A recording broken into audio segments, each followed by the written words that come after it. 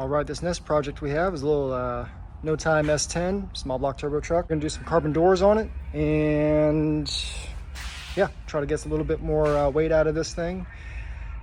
So stock doors are coming off. We've got these really nice carbon ones, and then we've got the lexan in the box over there. So we're gonna do something a little different. We're not using bolt-on hinge kit. We have Tim McCamus weld-on hinge kit, so it's gonna be a little more fabrication intensive, and obviously our window latch kit for the top of the window. All right, what's up guys? Today in the shop we're going to be working on putting some pro glass in these carbon fiber doors. Now these are a pro stock Harry's glass door for a pro stock S10. We are actually going to figure a way to mount these on a factory cab. I know from measurements from a factory door that these doors are about 2.5 inches shorter from the door hinge to the striker mount compared to a factory door. So we're gonna have to adapt some hinges and make some stuff for that. So the first thing we're gonna do is we've got the two doors here, and we've got the two pieces of pro glass there behind there. They're oversized, so they're gonna have to get cut down. So what I first did was I just masked off the inside lip so I could see where the edge was. And what I'll do is I'll get this up on a panel dolly, and I'll take a piece of the glass and I'll set it over top of there, and then I have a good outline because the protective film that's on these windows you can kind of see, but you wouldn't be able to see this line behind there, not very easily.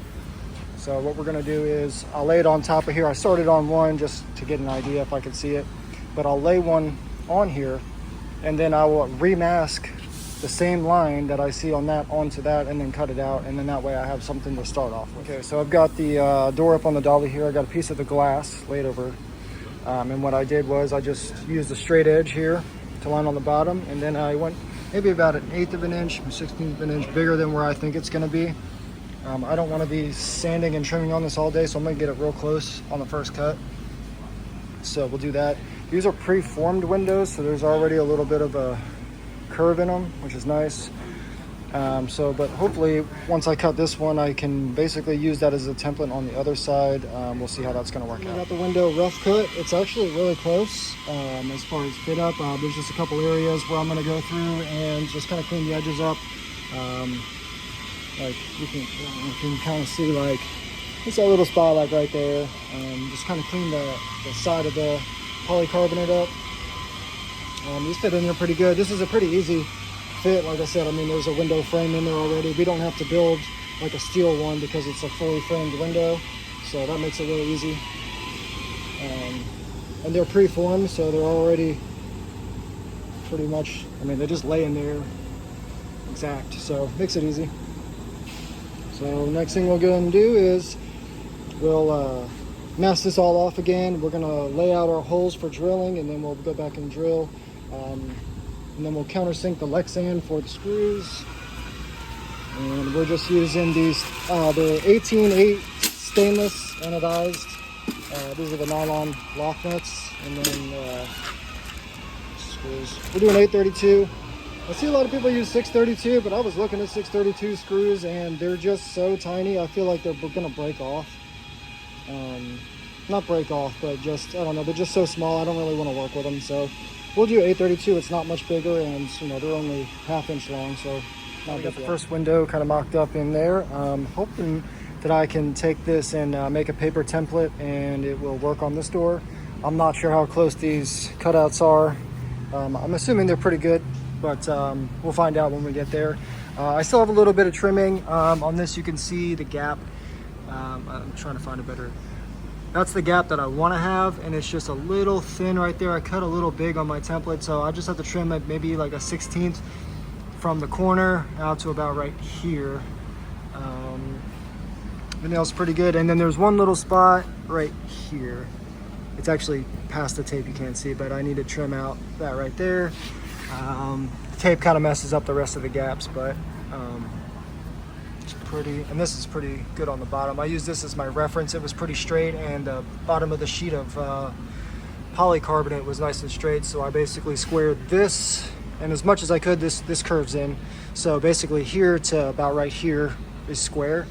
So I use that as my sheet, and then I trimmed off the excess Okay, so now that we have our windows drilled and everything for the screws that are going to go in, what I do now is I took a marker and I just traced the inside of the door frame here. And when I pop this off, that's going to give us our tape lines so we can black out the outside of the window. So we'll paint the back side. I'm going to go on here so you won't actually see the window lip. It'll just look like the window from the outside. So if you can imagine, basically where you would be able to see that is going to be painted black just around the border.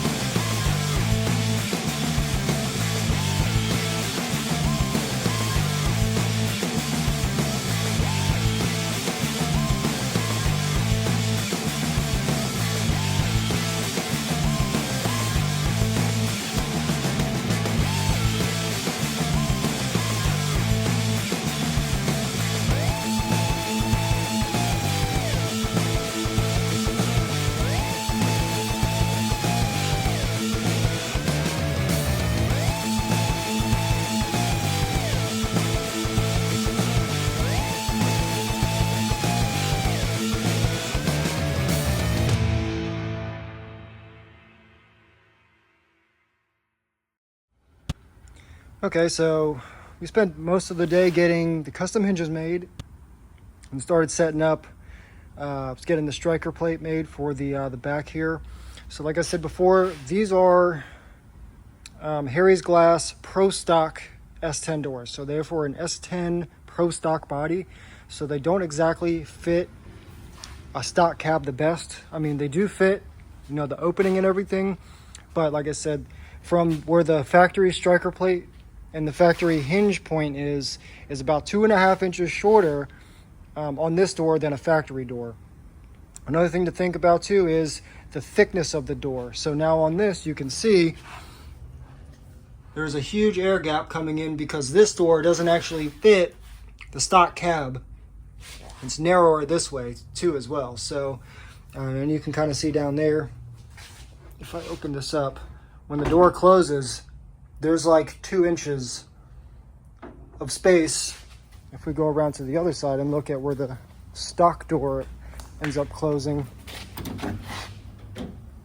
it goes all the way to that window, to that lip in there where the weather stripping is. So the door is a lot narrower this way, and it's also narrower this way.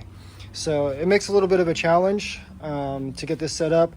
Now, like I said, I made these hinge mounts for the stock doors to fit on here, knowing that we were going to put carbon doors on. This truck went to the big truck race that was this past weekend. Unfortunately, grenaded the motor.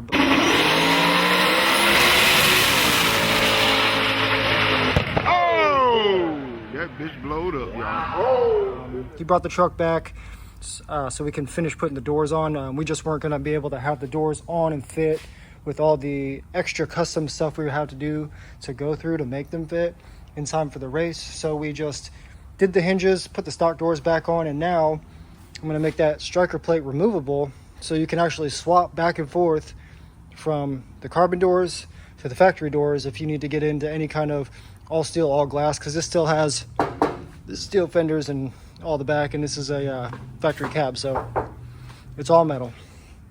So this car can double duty ASAG or whatever it wants to do with carbon on that. All right, and as you can see in here, I've got the hinges made. They're a lot longer than the normal hinge. The hinges that you can buy for the kits are about half as long. But like I said, this door is 2.5 inches narrower. So we made this elongated.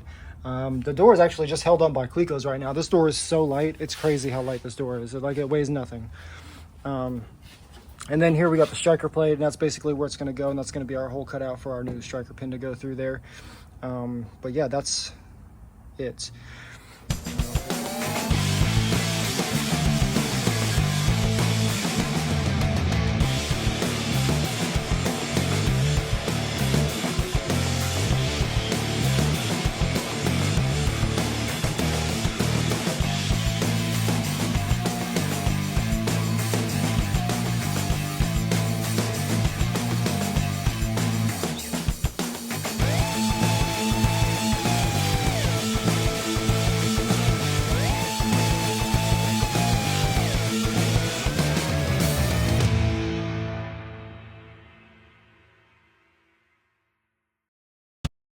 Okay, so I think I've got the bracket basically as good as it's gonna get.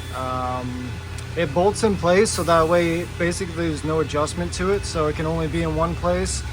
There's a little bit of adjustment here, you can shim it in and out, and then the hole is a little bigger, so there's a little bit of movement in there if you ever come out of adjustment. But for the most part, if you want to swap back and forth now between a stock door and then these doors, all you have to do is slide these off the hinges, unbolt these, and slide the stock doors on and rock and roll.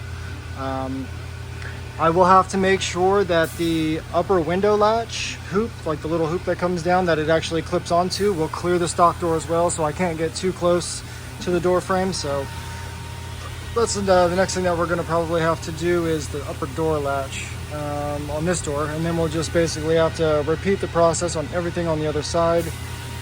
This is going to be tricky. This was not easy to figure out and get something in here, because if you notice, that striker is not straight because this door frame is not straight either. So not only is it in a different spot, and the door striker, the reinforcement plate for this striker kit can only really fit in this one spot on the door. So the striker is where the striker is, or whatever, the latch, I should say, the latch is. So that gives us there, but I mean, it's nice now.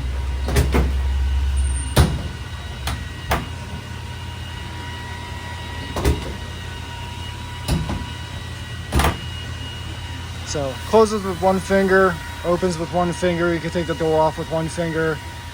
This is a great thing. I mean, there's a lot of prep and, fitment and fabrication to get it working, but now that it's all on there, it's beautiful. So ×2, we'll do it on the other side. The last thing I have to do is add the window latch on this, but I've got the passenger side door pretty much completely finished.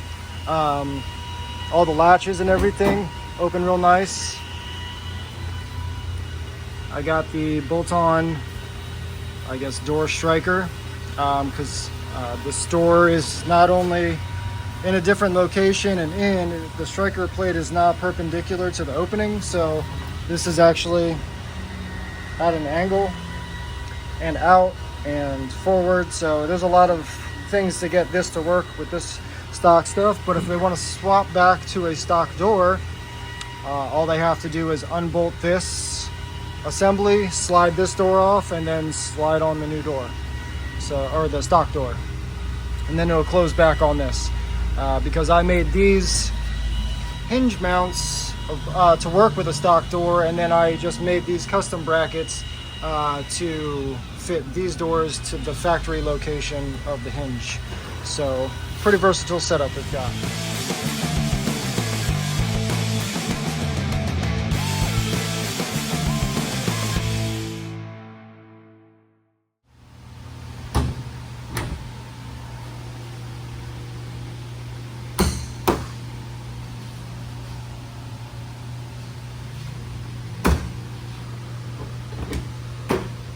Alright, so we got the scales broke out here. I'm actually going to weigh the difference between the carbon door and the stock door.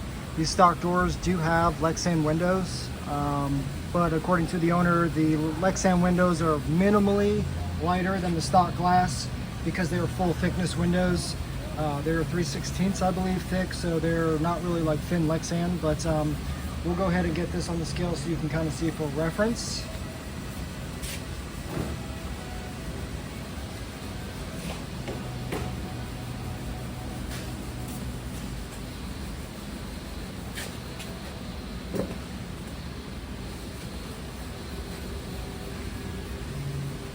All right, stock door, we'll say 49 pounds with the lexan window in it.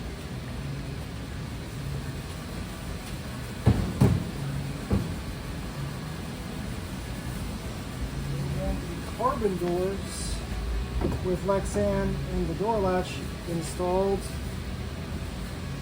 14 pounds. So we're at about 34 pounds difference per door, which is almost 70 pounds for the pair.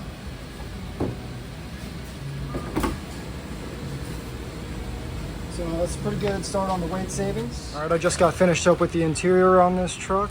We added a CJ Race Car 6-inch column extension for the steering wheel. What these really do is just help you get in and out of the car a lot easier. Before, the steering wheel was, quick disconnect, so you could take the wheel off. But now, just getting in and out of the truck, you have 6 inches more of room to get in around those bars. We're gonna end up putting some X bars in this truck at some point, and then obviously finishing out the cage. I think double frame rail, probably carbon floor, and titanium firewall. So we're just gonna try to get some more weight out of this here, probably over the winter. But for now, this is what we've got. How to do that one-handed. So there's that. And the last thing I did here was I added some door strap kits. These are just limiters, just because these doors don't have stoppers on the hinges. So obviously, you don't want that flying open or catching wind open and busting it off the thing, or running this front of the lip. It'll run it into the door jamb there, or the front of the A-pillar. So make sure that those are put on so that way the door won't hit.